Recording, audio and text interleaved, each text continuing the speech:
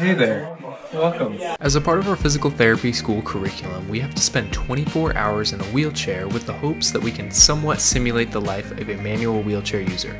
My roommate Princewill and I have documented this experience, and we hope that we can share it with you. The day started off nice and easy. We were getting used to the wheelchairs, trying new tricks, and working on navigating around. We started our morning off like we did every day in PT school with some lectures and some lab classes. It's not too bad right now because we've just been sitting in class all day, so I mean, I would be sitting in a chair anyways. After a full day of classes, that definitely changed. Sitting all day is really uncomfortable. I started to develop like just low back pain, and I would catch myself just occasionally just stretching my feet and trying to extend my lower back so it's not really in a flex position all the time.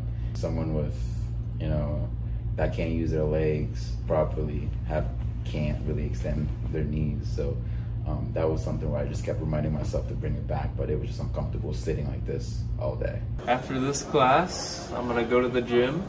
Ooh, so okay. We're gonna see how that goes. I wanted to see what it would be like to navigate a public environment, and I'm a frequent goer of the gym, so I figured this might be a little bit challenging. But once I got there, it wasn't too bad. I did use some machinery just with my upper body, obviously, and it really wasn't too hard to navigate. The biggest challenge, though, was navigating the way home after the gym. Yeah, so one of the things I have to navigate now is wheeling all the way home, and that's about half a mile. Princewill had the wheelchair a couple of days before I did, so I got some great footage of him navigating his way home.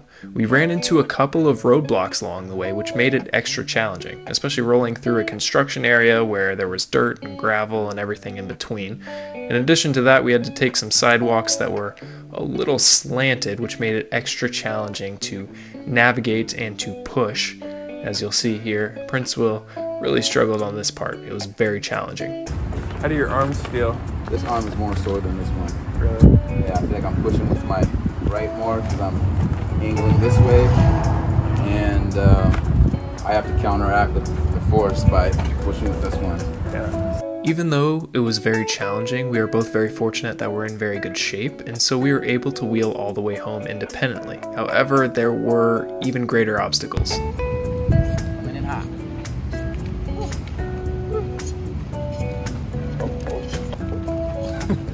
Hey, you got it though. After wheeling long distances, both of our hands were pretty torn up. We had a lot of scrapes, a couple of blisters, and our hands were just pretty gnarled.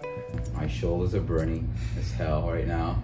And the crazy part is we only live 3 blocks away from school. And I can't do this back and forth every single day. Another huge challenge we noticed was going up an incline. Even the smallest inclines can be challenging. Even the handicap accessible ramps were very challenging for a manual wheelchair user. Because it's not even that big of an incline, but in the wheelchair, It is. it's tricky. We were both able to navigate all of the inclines that we faced around town, but I couldn't imagine living in a hillier area. But that brought us to our next challenge, opening doors. You don't really think about this very much, but there aren't as many handicap accessible doors as you would think. Pulling doors was challenging and pushing doors was challenging, and it took a while for us to develop a strategy for getting in different types of doors. This was the entrance to our apartment building. It was locked and you had to use a key while pulling the door open at the same time. This was extremely challenging as a manual wheelchair user, as you'll see Princewill demonstrate here. Both of us had to navigate this challenge, but it really never got easier, no matter how much we practiced. Navigating small spaces is tough. You know that's right. Our apartment has tiny bathrooms, and just swiveling around and trying to get into position to get onto a toilet was tricky. Getting into bathroom stalls was challenging, and just navigating around the apartment in general was a challenge. This is a clip of me trying to navigate our kitchen. It is a very small area, and we thought about those high reach places that were hard to get to. I can use the microwave. But with hot food, would you feel confident with that? Probably not, especially if the dish is hot. Yeah. And also with this tiny little space, like opening the oven and getting all the way in. Yeah, that's gonna be tricky. Mm-hmm. So Dishwasher? dishwasher's probably the same. Yeah. And then laundry too.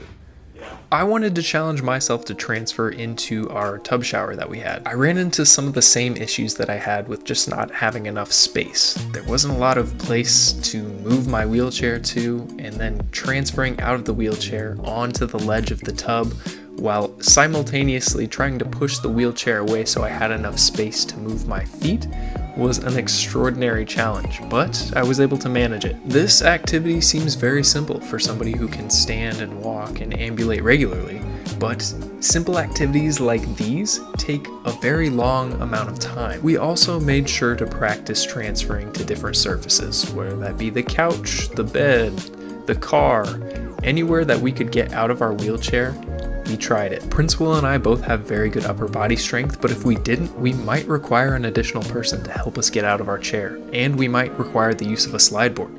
Some of these transfers were fairly easy for us because we're very active and we're very strong, but for somebody who might not have that upper body strength, this would be an exceptional challenge. Having an additional helper was extremely helpful, so I'm very thankful that we didn't have the wheelchair on the same day because that would be very tricky. After a full day in the wheelchair, we both had some additional takeaways. The hardest thing I've had to do today is get my pants on or use the bathroom. Even in a very medical focused town that is supposed to be really accessible to all individuals, it would be really hard to account for all the things that a manual wheelchair user would need. Just the little things that you don't really realize, like as somebody who can ambulate, walk around normally, you take that stuff for granted. First thing I'm going to do when I'm out of the wheelchair is go for a run. And we recognize that this assignment will never be able to fully simulate the life of an actual wheelchair user, but it was a great learning experience. What do you think about this? Would you try 24 hours in a wheelchair?